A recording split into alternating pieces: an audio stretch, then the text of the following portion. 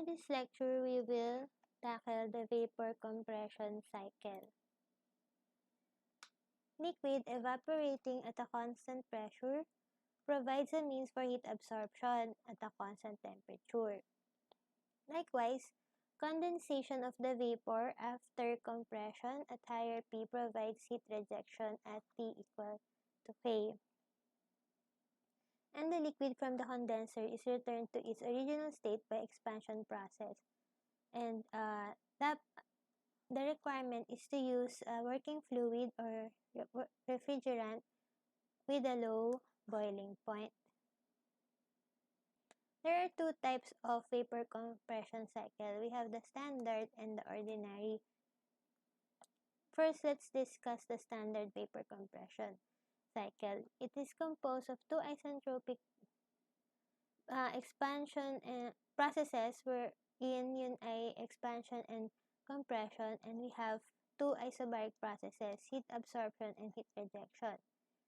And it uses an expansion engine for the expansion process. This is the cycle. It looks like this. So, meron tayong two isentropic processes. Ito yun. Parang katulad sa Carnot. And meron tayong two isobaric processes. Ito yun. Sa Carnot kasi isothermal yung condenser and evaporator. So, yun yung difference. Dito, isobaric for the standard vapor compression cycle. Yan. So, step by step, ito ay isentropic compression. Ito yun. Isentropic compression. Then, isobaric release of heat or rejection of heat. Yan. And then, we have the isentropic expansion and the isobaric heat absorption. If we do an overall energy balance, all the energy that enters equals all the energy that leaves the system equals all the energy that enters the system or the cycle. But work net is significantly lower than work shaft, so we can assume na zero. And we know that work shaft is QH minus QC. From the COP formula, we replace yung QC with HA minus HD. So, ito naka-base to dun sa labeling natin dun sa cycle. But, again, yung labels na A and D and B and C depends sa drawing nyo. Basically, it just shows na yung QC ay ito. Ito siya, A minus D. Kasi pag ganun yung flow ng process. So HA minus HD. Then yung QH mo ay ito siya, HC minus HB. Yan. Pinalitan lang siya yung QC and QH. And we also have the rate of circulation of refrigerant, or in other words, that's the mass flow rate. Kasi itong QC, siya in terms of energy, say for example, energy per second, ito, energy per kilogram, per mass. Kaya, pag dinivide mo sila, ang matitirang unit kilogram per second, which is the mass flow rate of the refrigerant.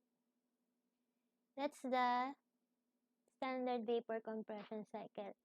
Yung ordinary vapor compression cycle naman, 4 steps din, pero instead of dalawang isentropic process, yung isa lang yung isentropic process niya, yung isa isentalpic. So, So, yung isa, delta S 0, yung isa, delta H equal to 0.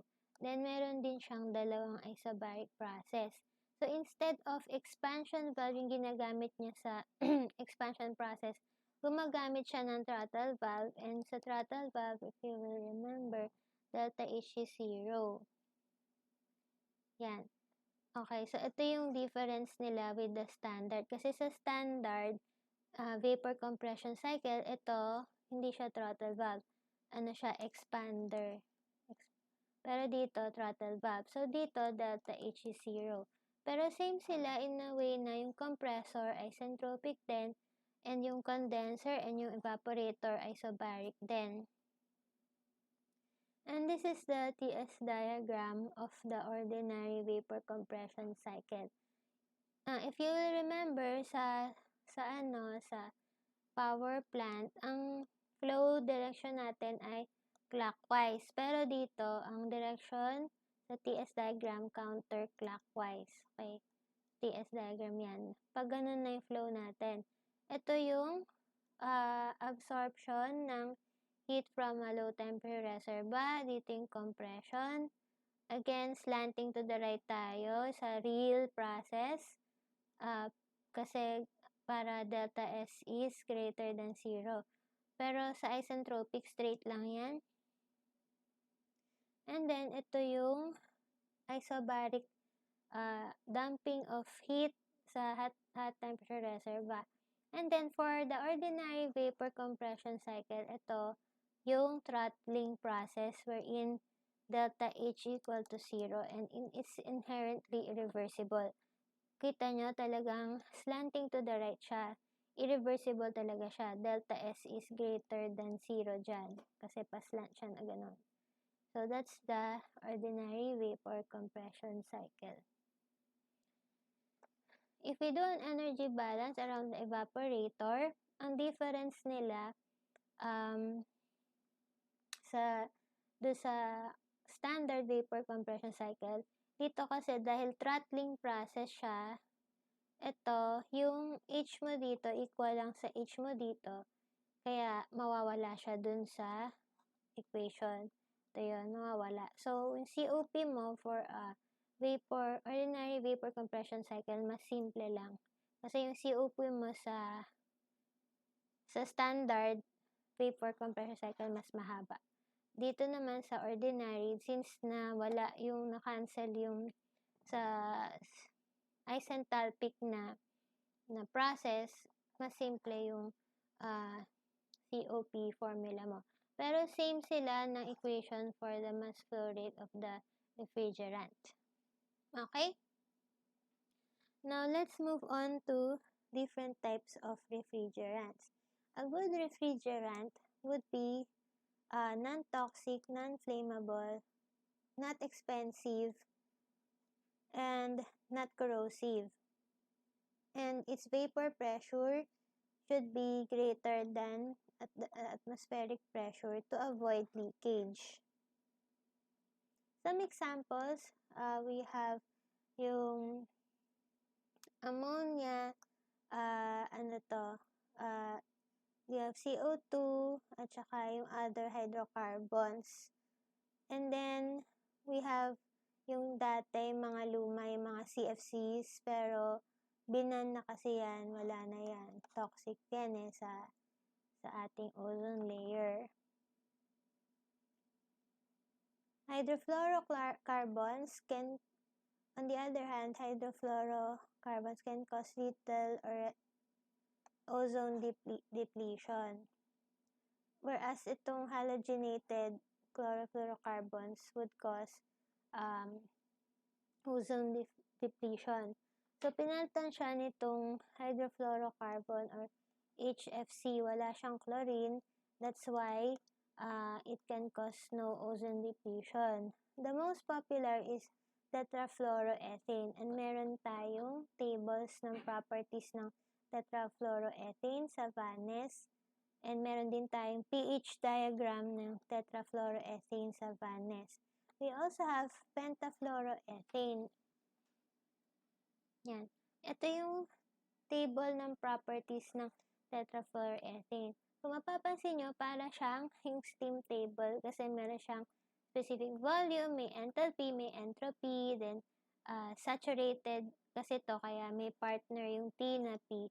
So, yun yung table ng properties ng thermodynamic properties ng tetrafluoroethane. Ito naman yung pH diagram ng tetrafluoroethane. Diyan mo din mababasa yung thermodynamic properties ng refrigerant. We have yung definition ng energy efficient ratio. It's a more recent measure to evaluate the efficiency of an air conditioner. Take note, air conditioner, yung energy efficiency ratio. It's the ratio of the cooling capacity in BTU per hour to the total inputs in watt. Okay, higher EER means more efficient motor with less electricity consumption. And we also have the energy efficiency factor. This time, ginagamit siya sa refrigerator. Yung kanina, yung EER sa aircon, ito, EEF sa refrigerator. Ratio naman siya ng adjusted volume in liter to the energy consumption. And higher EEF means more efficient motor with less electricity consumption.